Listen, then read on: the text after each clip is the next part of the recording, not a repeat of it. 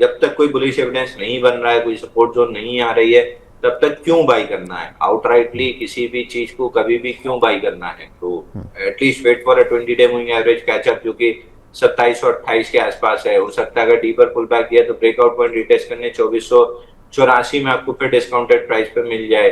तो अगर 3400 जाना है तो 3390 पे लेके भी आप प्रॉफिट बना सकते हैं, मगर 3390 पे स्टॉप लॉस आपका कहीं 400-500 रुपए नीचे होगा, प्रॉफिट 10 रुपए की होगी, और 2400 रुपए पे स्टॉप लॉस 10-20 रुपए का या 100-200 रुपए का होगा और टारगेट 1000 रुपए का होगा। तो एक पॉइंट का वेट करना चाहिए।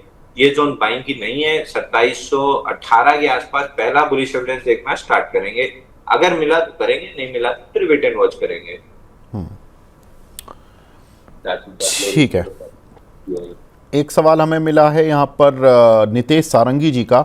ये पूछ रहे हैं अंशुल भाई, एक तो देवानगिरी शुगर इन्होंने 3 रुपये 60 पैसे का लिया हुआ है और एक सोम डिस्टिलरीज 73 रुपये का लिया हुआ है। बोल रहे हैं कि इनको होल्ड करें, एग्जिट करें या बाय करें, please guide. Sir sugar stocks तो चल रहे हैं और शुगर स्टॉक्स होल्ड करना चाहिए। आज भी सुबह हमने 2 शुगर स्टॉक बाई दिए हैं, आपको दिया था, उसका टारगेट हो गया रेणुका रिस्क फ्री हो गया।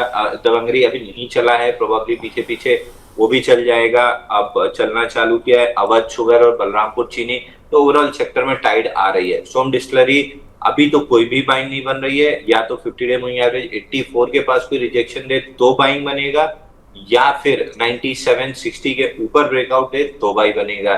फिलहाल के लिए अगर ये लिकर काउंटर्स में देख रहे हैं तो एक ग्लोबल स्पिरिट में ब्रेकआउट बना है, 1090 से स्टैंडर्ड डिस्क्लेमर दिया हुआ है लॉन्ग, अभी रिस्क फ्री हुए हैं 1123 पे, बट ओवरऑल स्विंग हाई के आसपास जाते हुए दिख रहा है। तो लगभग 1170-1200 के आसपास प्रिसाइसली 1175 रुपए जाते हुए हमको दिख रहा है। हालांकि रिस्क फ्री हम ग्लोबल स्पिरिट पे हो चुके हैं, बट फिलहाल इन लिकर काउंटर्स में एज ए लीडर या मोमेंटम जो रिलेटिव स्ट्रेंथ हाईएस्ट है वो ग्लोबल स्पिरिट में है, तो उस पर फोकस रखना चाहिए अगर लिकर काउंटर में पैसा कमाने का सोच रहे हैं तो। ठीक है, तो ये रही बात इन दोनों शेयरों पर।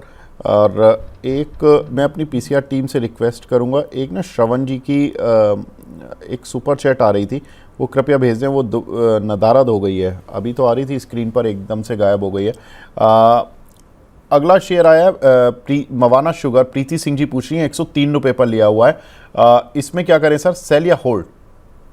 तो सभी शुगर स्टॉक चल रहे हैं। मवाना शुगर में भी आज ब्रेकआउट है, 575% वॉल्यूम राइज है अगेंस्ट 50-डे मूविंग एवरेज। और आज का जो ब्रेकआउट है ये सिर्फ ना सिर्फ टाइटनेस का ब्रेकआउट है, ये टाइटनेस जो पिछले 7-8 दिन से बन रही थी, इस 221 दिन के कपनैडल पैटर्न का ब्रेकआउट था। तो मवाना शुगर में अच्छा ब्रेकआउट 109 रुपए पे बना है, 113 रुपए 74 पैसे चल रहा है, प्रोबेबली ये 130 रुपए तक जा सकता है। आपको केवल स्टॉप लॉस 103 रुपए का लगा के शांति से छोड़ देना है। और डिस्क्लेमर, ये मेरी लिस्ट में पता नहीं क्यों नहीं आया, अभी सामने दिख गया है, तो हम मवाना शुगर अपने क्लाइंट्स को अभी बाई रिकमेंड कर रहे हैं।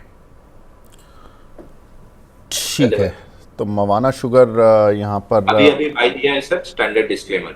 अच्छा, तो यहाँ पर बाय रिकमेंडेशन दिया मवाना शुगर पर। लिस्ट में हट क्यों गया था मवाना शुगर, आया क्यों नहीं? ठीक है, अंशुल जी क्या टारगेट दिया आपने अपने क्लाइंट्स को? क्या दिया सर? मेरा मैकेनिकल रहता है 120-90 का टारगेट दिया है और स्टॉप लॉस 109-60 का दिया है। मेरा फिक्स रहता है रिस्क रिवॉर्ड के 1:2 रिस्क रिवॉर्ड, 4% की रिस्क, इस टाइप से मेरा एक्सेल फिक्स होता है, उसी से एंट्री प्राइस डालते हैं तो स्टॉप लॉस टारगेट और क्वांटिटी कितनी लेनी है, ये सारी चीजें डिसाइड होती हैं अगर आपने कैपिटल डाला है तो। ठीक है, एक सवाल हमें मिला है मनमोहन जी का, ये बोल रहे हैं sir SSWL steel strips wheel और बैंक ऑफ इंडिया पर क्या व्यू है? सर बैंक ऑफ इंडिया में तो फिलहाल वीकनेस दिख रही है, 138 टूटता है तो ब्रेकआउट जो 452 हफ्ते का आया था ये प्रोबेबली फेल होगा, बट मेरा फेलियर में कोई इंटरेस्ट नहीं है प्ले करने का, क्योंकि जनरली ऐसे स्टॉक सेकंड अटेम्प्ट करने आते हैं। तो 138 के नीचे वीकनेस जरूर है, अगर है तो एक बार एग्जिट कर सकते हैं और दोबारा री एंट्री 154 के ऊपर कर सकते हैं। और अगर ये सब नहीं करना है, 2-3 साल समय दे सकते हैं, तो शांति से यूनियन बैंक और bank of India, Maharashtra bank ये लेके छोड़ दीजिए। 2-3 साल में मेरे हिसाब से हाईएस्ट पैसा आपको यूनियन बैंक में बनेगा, बाकी बैंक्स में भी कुछ ना कुछ पैसा बनेगा। तो I am very bullish on this PSU banks. एक समय था जब मैं एक्सट्रीमली बेरिश था, अब चूंकि सब में बड़े बड़े पैटर्न्स का ब्रेकआउट आने लगा है तो I am extremely bullish on this. But ये कछुए की चाल चलते हैं, तो मैं पर्सनली इसमें कोई इंटरेस्टेड नहीं हूँ ट्रेड करने में। इन्वेस्टर्स के लिए अच्छा है, स्लो एंड स्टडी ऊपर चले जाएंगे। मैं पक्का ट्रेडर हूं, मेरे को मोमेंटम चाहिए होता है जो इनकाउंटर्स में नहीं रहता है, इसलिए मेरा इंटरेस्ट नहीं है। दूसरा SHWL पोलैंड फ्लैग पैटर्न बना रहा है 222.50 223, इसके ऊपर अगर निकल जाता है तो 245 रुपए तक आराम से स्टॉक निकल सकता है। तो स्टॉक ठीक लग रहा है, बट ब्रेकआउट या पैटर्न बनेगा 222.50 के ऊपर। कल प्रीएम्प्टिव लॉन्ग कैंडल बनी थी, तो अगर आप प्रीएम्प्टिव लॉन्ग सोच रहे हैं तो कल का लो 208 है, इसके नीचे स्टॉप लॉस ले लीजिए। आइडियली अच्छी बाई जो बनेगी 222 रुपए के ऊपर बनेगी। ठीक है, एक सवाल हमें मिला है एक स्टॉक से जिस पे बार बार सवाल आता था, अब पता नहीं क्यों आना बंद हो गया जब टारगेट पूरे अचीव हो रहे हैं। पैसा लो डिजिटल 38 हाँ। 39 के रेट में हमने कितना डिस्कस किया था। अब जाके जो स्विंग हाई था जो स्विंग हाई हमने डिस्कस किया था 17 जनवरी 2025 का 48.36, ये टारगेट अब अचीव हुआ है, तो इसमें प्रॉफिट बुक करना चाहिए। अब पता नहीं क्यों सवाल नहीं पूछे लोग। मैं सोच रहा था अंशुल भाई, ये मेरी भी स्क्रीन पर लगा हुआ था, और आज जब मैंने देखी स्क्रीन तो मॉर्निंग के सेशन में केवल यही एक कुछ उन चुनिंदा काउंटर्स में से था जो ग्रीन में थे। अब शुगर शेयर भी चल गए तो वो भी एक अलग बात है। मैं सोच रहा था कि आज ये सवाल आना चाहिए, वरना मैं खुद आपसे पूछता कि पैसा लो में कितना जो पैसा मिल रहा है वो ले लें या अभी और पैसा देगा ये। चलिए, it is all about patience, patience, risk management, ये सारी चीजें आपको प्रॉफिटेबल बनाएगा। ये रोज के ब्रेकआउट प्ले आपको प्रॉफिटेबल नहीं बनाएंगे। बिल्कुल ठीक बात है। चलिए, इंटरेस्टिंग है सर।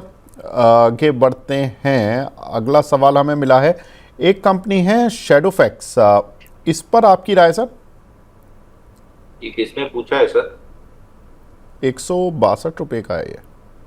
नहीं, पूछा किसने?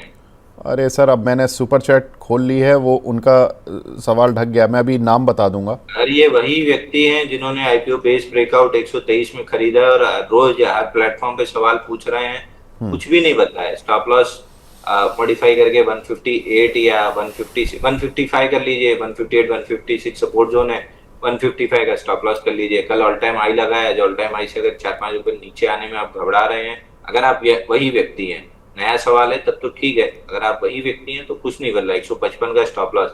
अगर आपका नया सवाल है तो फ्रेश बाइंग अब नहीं करनी है। रिस्क रिवॉर्ड मैच नहीं करेगा, मोमेंटम मैच नहीं करेगा। एग्जिस्टिंग पोजीशन पे 155 का स्टॉप लॉस लगाना है, जो 123.66 या 124 पे आईपीओ बेस ब्रेकआउट बना।